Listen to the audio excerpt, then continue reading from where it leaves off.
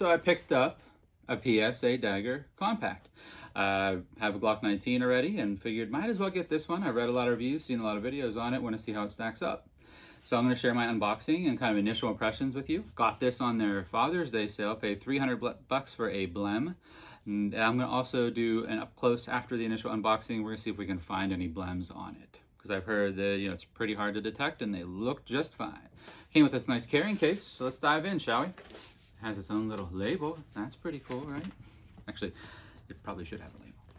So let's open it up together here, shall we? This is what you're going to see when you open it. Oh, got a sticker. Always win with a sticker. I'm already sold. You have your, looks like you have your owner's manual here. And a little thing that says, right to bear, sign up today. So very cool there. Looks like the optic plate, the optic cover, like the plate for it is not installed, but it comes with some instructions, as well as Allen and screws. And it looks like some of them have Loctite on it, so you can put that on at your convenience. We're just kind of breaking down what's in here. We're gonna have a lock. Can't go wrong with the lock. Nothing in this one, that's where a mag would go. We do have one 15-round P mag that came with it. I'm gonna set that aside. And now what we're here for, we got the firearm itself. And just so everyone knows, all firearms that are being handled today are unloaded. So it is unloaded, just wanted to show you that. I did choose the OD green, or the sniper green, sorry, that they go by, and the black frame.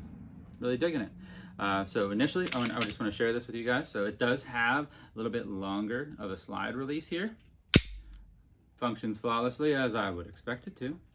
You can already tell that the cut of the frame is different than a factory Glock. Holding it, ergonomics feel a little bit different, but very comfortable. Obviously, you're not going to be changing out back straps or anything on this, but the swell of it in general, the texturing, even though there's the finger groove there, I'm okay with that. I don't feel that it's hurting anything. The slide release, it's only going to be one direction. I won't be able to switch it to be ambi, and that's okay. But it's there. It's pretty prominent. Really easy, tactile to get your finger on, and again, unloaded. And get your finger on and release a mag, dropping freely, no issues. I don't really feel anything up inside there that's going to hinder it. The sights that are on it came with, they're all steel, so unlike factory Glock, these are steel. I do feel comfortable that, like, in touching this, that if I needed to rack it one-handed, I could use this sight without any issue. All blacked out, serrated a little bit in the front, but all blacked out. I think that's their 1/3 height, so it's going to co-witness with your optic, as well as be there for like a suppressor, should you choose to mount one on there. Holding it in the hand, initial impression about putting a purchase on it. Like I said, the ergonomics of it, and even though it's a little bit more rounded and not as 2x4 boxy as a Glock, it does feel comfortable. So yeah, not bad. Trigger itself, obviously different than a factory Glock. It has, instead of having like the center safety, it has this bottom. So once you get that pushed going in, let's give it a trigger pull together, shall we? It's more of like a creeping up into a solid wall. Pushing, break. Let's do the reset. A little bit out there, but tactile. And back, break again. Okay, so not bad. You'll notice here that where you have whenever you're going to release the slide itself to break it down, it is cut out a little bit more so than like a Glock 19, which just has kind of little divots in it. Not too bad. That's nice. That's a nice feature. Really feel like you can get your fingers in there, manipulate, and work with it. So yeah, let's go ahead and throw this mag in. I want to show you this. So at the bottom here, it has some cutout on each side. Obviously, if you need to get in there and strip a mag, I do believe that they make a mag well for this. I haven't thrown one on, and to be honest with you, I don't think I'm going to. I'm going to leave this more of like my super budget friendly option, and in no way is budget in my mind meaning cheap.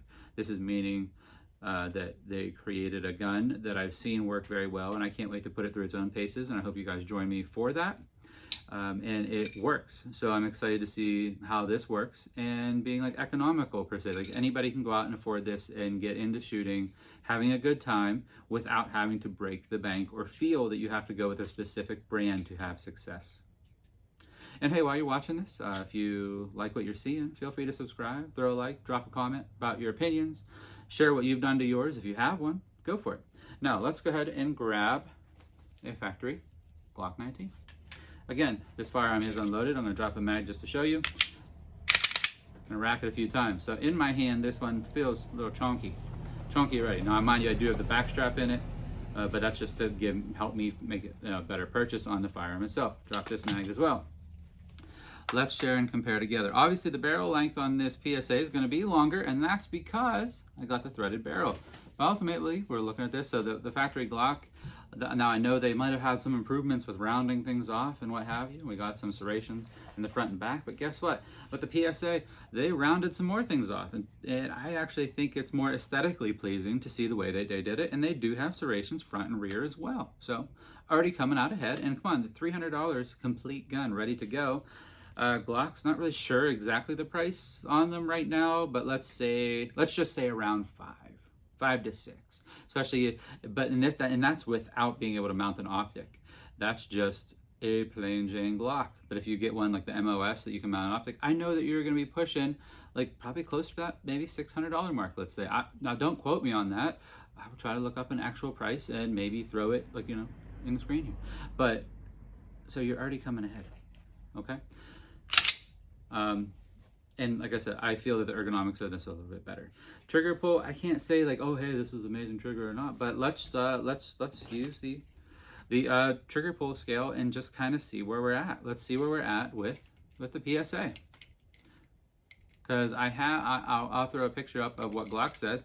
I think they're saying 26 newtons, which would equate to, I think, what, like maybe 6.5 pounds. So let's see what the PSA is at. Let's get a little pull there. Okay, and we're at about 5.5. Let's correlate with another one. I don't believe that just doing one is where we're gonna stick it. So let's do another one. And we're about 5.5 pounds on that one too. Let's go for a third just because. Oh, let me reset that. So a third just because.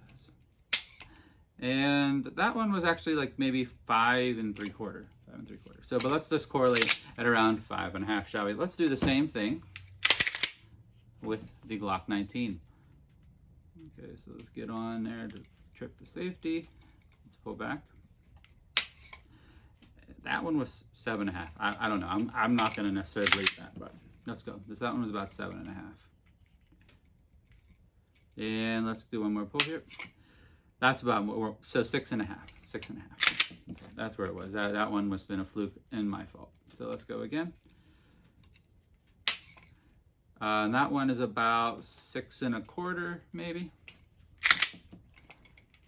I know this is, manual scale. This isn't digital, so there's going to be some human error. So sorry for that. I'm just trying to give you the best correlation I can.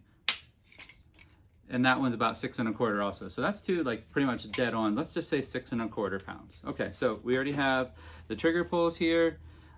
To me, the PSA coming in at $300, it's winning. It's winning. And then, again, here, unloaded factory Glock mag. Slide right up on in there. Locking back just fine. Dropping out. Extended slide release. It's just working. It's definitely an option that, why not? Why not try it? Till I have my own personal rounds down range that I can guarantee function and everything like that. I can't say, oh, hey, this is the one you got to buy. But I'm going to put some rounds down range. You're going to share that with me. I'm going to mount an optic on it. Again, you'll share the experience with me. I'm probably going to try to shoot it suppressed. I'm not sure about throwing a comp on it, but I'm going to shoot suppressed just to see if there's any failures that way. Yeah, we're going to try it out. Initial impressions, though, like it. Really dig it. $300 to me, you can't go wrong. So here we're holding it unloaded, up close and personal now. Let's see if we can spot the blem. Again, this is the blem model. So this side, not really appearing like there's, anything wrong. I don't see any abnormal marks. Not the slide, not the frame. Nothing abnormal here. Again, the gun is unloaded. I can prove it before I start showing it to the camera, but I'm actually not even sitting directly in front of the camera. Nothing there. Now onto this side. This is the only side I could maybe say, oh hey, that's like a blem, but to me, I'm not even really showing a blem. So you got a little mark here, like a little circle here and here. I don't know if that's from the molding process or not. Could be. You let me know your thoughts. That's the only spot, sorry, one right there. Only spot on this I could say maybe is a blem, but still, I don't think it's going to affect the functionality and how great this thing is for the price. Like always, stay safe out there, just be kind, and God bless. Thanks for watching.